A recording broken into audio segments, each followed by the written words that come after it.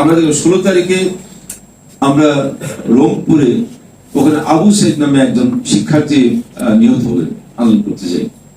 এখানেও আমাদের একটা সন্দেহ আছে।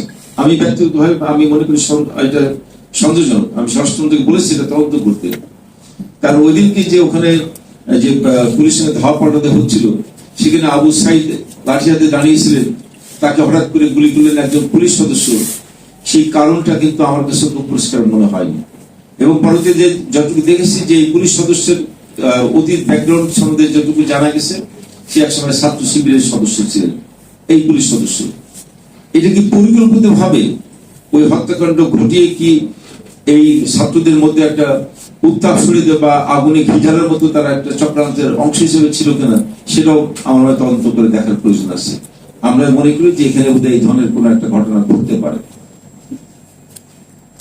এবং পরবর্তীতে আমরা যেটা দেখলাম যে সহিংসতা কয়েকদিন ধরে হলো, আমরা খুব অবাক হয়েছিলাম যে এটা সাধারণ ছাত্রীদের কর্ম হতে পারে না, কিন্তু তাদেরকে ঢাল হিসেবে ব্যবহার করে এই ধ্বংসযজ্ঞ চালানো হলো।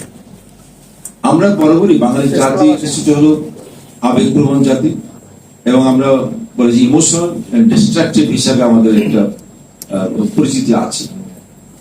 কিন্তু এই যে যারা ছাত্রছাত্রী আজকে আন্দোলন করছেন, যারা সর্বোচ্চ বিশ্ববিদ্যালয়ে বা সর্বোচ্চ শিক্ষা প্রতিষ্ঠানে লেখাপড়া করছেন, তাদের মধ্যে কি রাষ্ট্র এবং সরকার এই দুইটার পার্থক্য করার মতো সাধারণ জ্ঞান নেই? তারা কার বিরুদ্ধে আন্দোলন করতেছে?